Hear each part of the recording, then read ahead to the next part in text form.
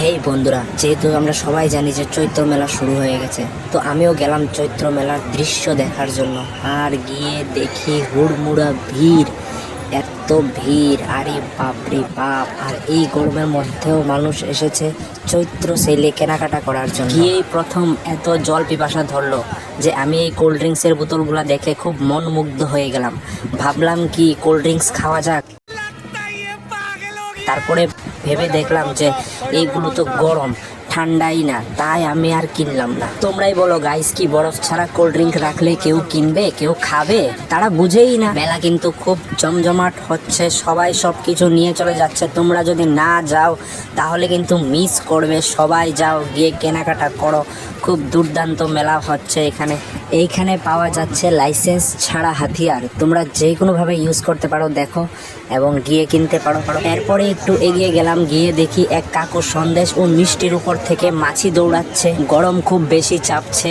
আবার এসে গেল ঠান্ডার বোতল, কিন্তু ঠান্ডা তো আমরা কিনবো না, কারণ এটা ঠান্ডাই না। তো এইভাবেই মেলা ঘুরতে থাকি আমি। ঘুরতে ঘুরতে সামনে গিয়ে দেখি কিছু চকলেট রাখানো আছে। এই চকলেটগুলো একদম টাল দেওয়া আছে, অনেকগুলা চকলেট খুব কম দামে বিক্রি হচ্ছিল।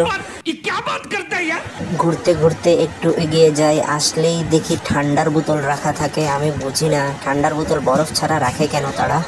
मालिक बस बहुत हो गया, आज तो इस बात का फैसला कल ही डालते हैं। তো বন্ধুরা, ঘুরতে ঘুরতে আবার আসা হলো লেবু চিপা জল খাওয়ার জন্য।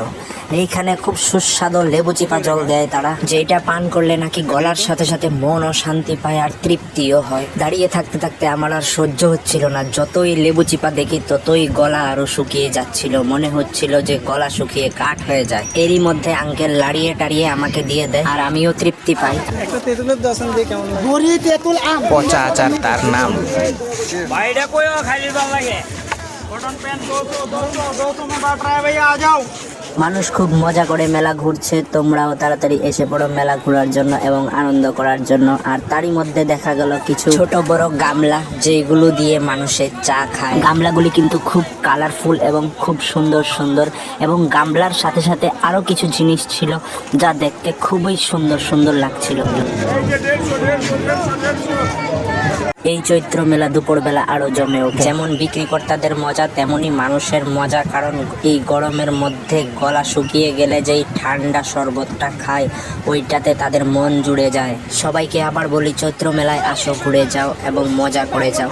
আমার মেলা এখানেই শেষ। আমি এইখান থেকে বেরিয়ে পড়লাম বাড়ির জন্য। তোমাদের সবাইকে চৈত্র মেলার শুভেচ্ছা।